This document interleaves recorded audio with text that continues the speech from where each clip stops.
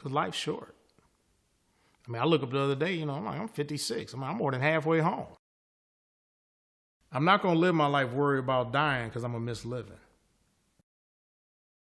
And so therefore, I'm not going to live my life worrying about what happened to me because I'm going to miss living.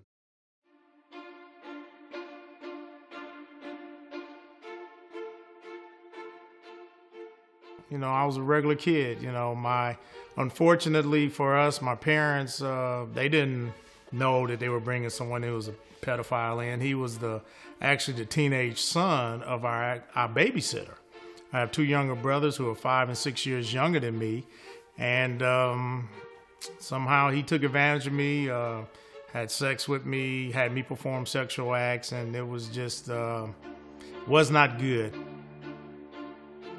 But it created a lot of low self-esteem that I think I masked very well.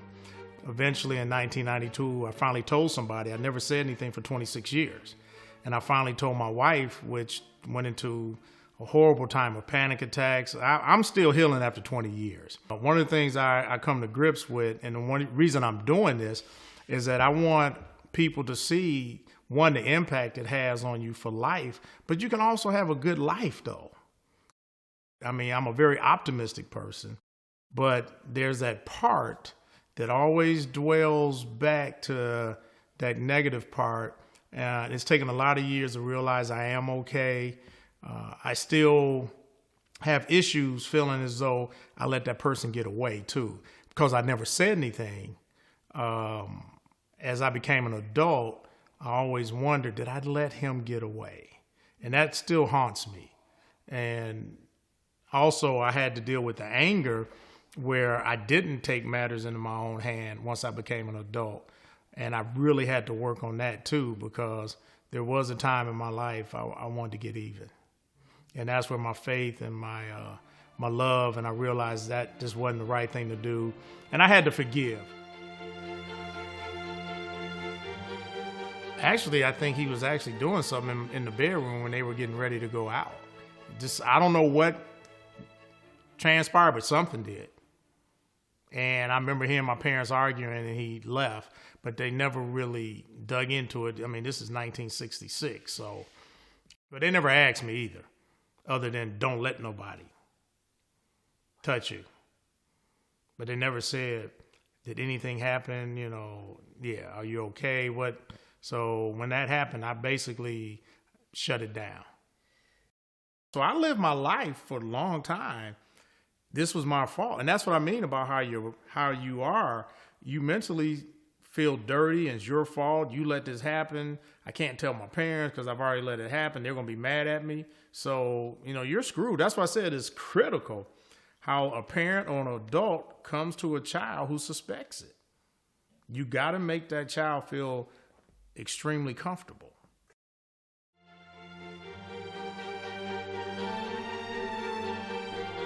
But I did question early, is that normal? But I never had those desires.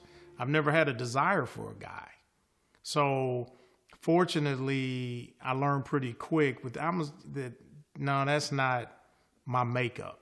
But I do believe that's probably why I was so, when I did start dating, I was always wanted to make sure I kept a girlfriend or had 2 or 3. I mean, that was kind of normal. Had one girlfriend and maybe have a couple others I dated, just because it kept me feeling secure in my sexuality about what happened to me as a child.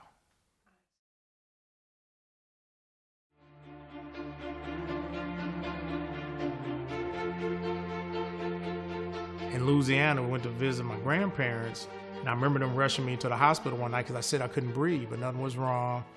I kind of had another one at 16 where right before I got my license, so I was 15, turning 16, I started losing all this weight. They couldn't figure out why. I look at that, so I think that was kind of going on. There was nothing wrong. I went through a thing where I was getting dehydrated about 11 or 12. So in college, I would kind of get lightheaded or dizzy sometime. So when I look back now after having panic attacks and understanding and going through it, I realized sometimes my body was trying to react And I just was able to deal with it. But the other thing I came to grips with too, I always kept myself super busy. Whether sports, something, I really never gave myself what I would call time to sit still at all. Because when I sit still, my mind could run. How it all happened, my wife had somebody in her family had been sexually abused. We finally found out. So I finally said, well, that happened to me. But I was okay at first. I said, it happened to me as a child. I'm thinking, oh, that wasn't bad. I'm okay. About a month later, well, first what happened, I started feeling like I was no longer in control. Just in general. I kept going, I don't feel like I'm in control anymore of my life. I would say those things to myself. I started feeling out of control.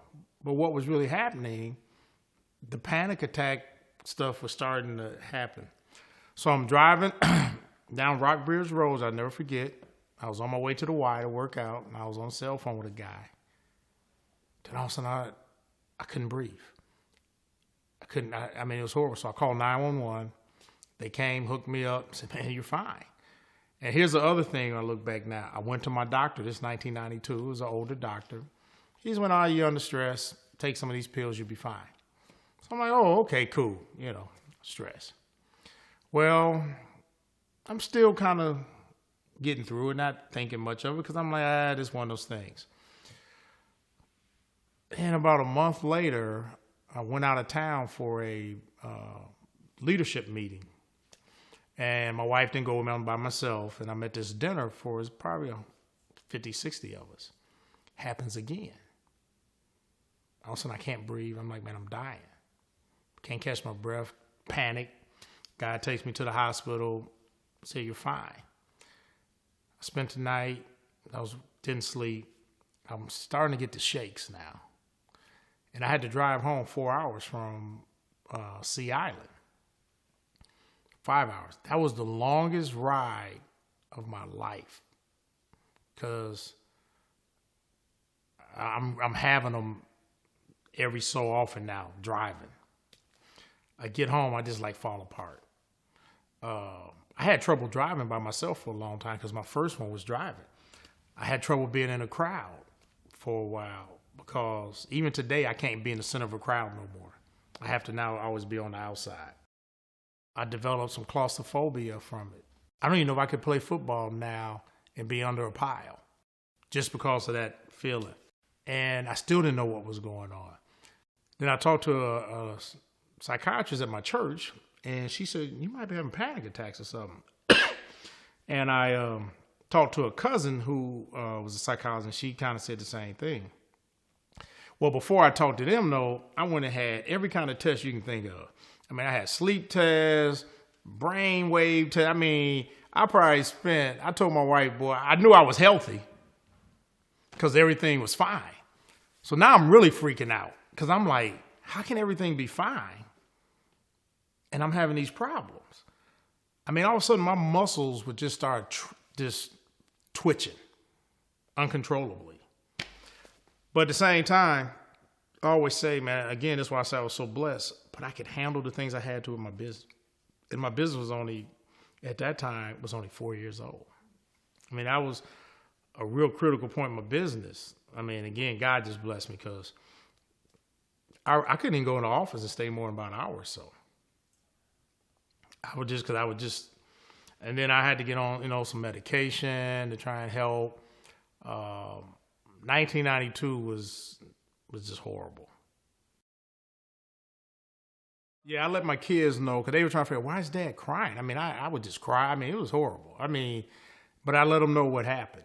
But I told them in such a way that, as they got older, I told them more. I mean, I really made sure they knew why and what, and always talk to us. So we're we have a very open family where there are no secrets.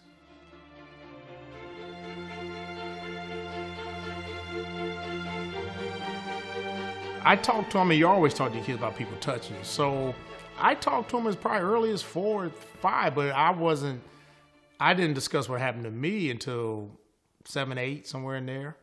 Uh, I just told them what transpired, and that's why you have to be careful. That's why I want you to know you can talk to us about anything.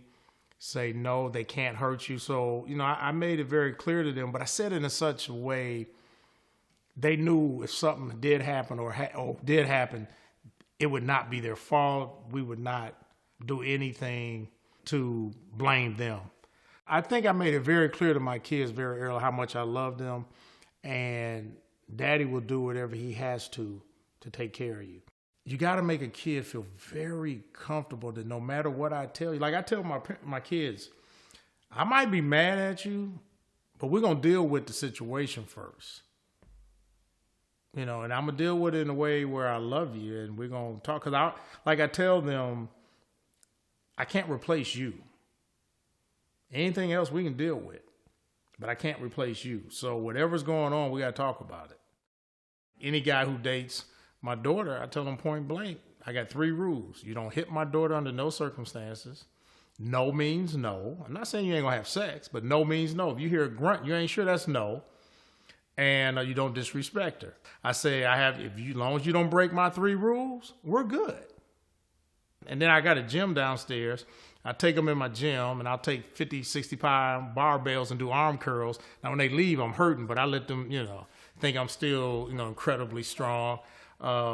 So I do my own little mind trick, Jedi mind tricks on them. Let boys know, I'll do some damage. And it's funny because even though I say that, I'm not going to really do it. It depends what they did. So that's kind of how I did my kids growing up. I let my kids go spend the night. Now, one of the things I'll say, when my daughter was young and my wife was working at midnight on the weekends, sometimes girlfriends spend the night. A lot of times I was uncomfortable having a young girl spend the night because what happened to me, I never wanted to be accused of that. Because that's the other fear. So often they say if that happens to you, you might become an abuser too. And I never wanted anybody to think I would be an abuser because I'm like, man, what I've gone through, I would never do that to another kid. So that's the other part that messes with you too, why you really a lot of times don't want to say anything, because there's the stigma that goes with if you've been abused, you're going to be one.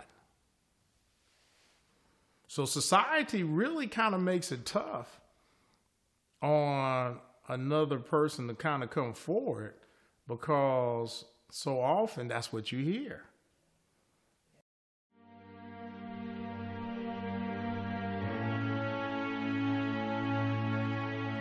So a lot of people who abuse people, a kid, they're like, oh, I apologize. It only happened once, or it only happened twice. They're okay, they're over it. So they still think, well, I apologized, or I bought them something, or, I paid for college or something. They don't understand the damage they do. Because most of us who are victims, we don't ever really tell how bad it is. I will live with this for the rest of my life. It'll never be gone. And that's why I have so much compassion for soldiers or people, anybody who lives with post-traumatic stress syndrome. You do live with it for life, but the other point is you can live. And that's the part I want to make sure is important. This is not a death sentence. It's just a part of your life you have to learn to deal with, learn to control, learn to accept the triggers. Like I know every so often I'm going to hit the wall. I just need to stop, chill out. I'm just kind of pressing and not really going anywhere. And that's why even today I come up with real athletic challenges like half marathons.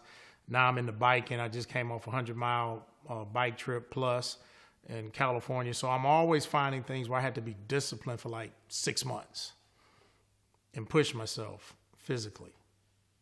And it makes me be alone with myself mentally. Like when I bike sometimes, it could be a 2.5, 3 hour ride. Yeah. And I don't even listen to music. So I'm making myself get comfortable, but I love outdoors. So I have to do things that are outdoors. But in nature, and I see all the beauty, And like I was riding Sunday and I was thinking about this. But I'm really getting to a point that I like being alone mentally. For years, I never wanted to be alone mentally. So I make these type of physical things because it makes me have to be alone physically and mentally. When you're a child, you don't think about it as much. But I think when you become an adult, and again, I'm only talking from my point of view. I don't know how other people feel. But for me, there's no closure. Because I don't know, was he ever punished? You know, did I let him do this to other children? How come I didn't have the courage to speak up so he could have went to jail? So those things eat at you. That's why even revenge doesn't really work, because you still haven't brought closure.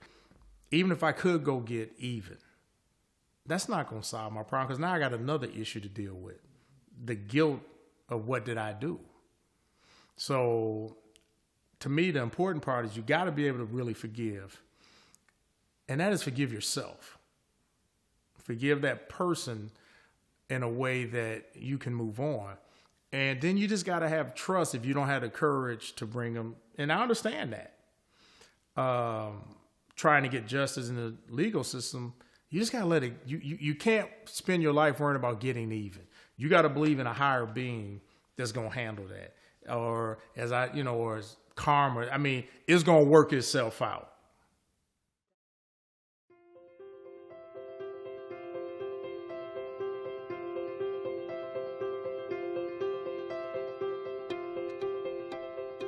First of all, I have a dream for any child who's been abused, and whether you're an adult or still a child, life is okay.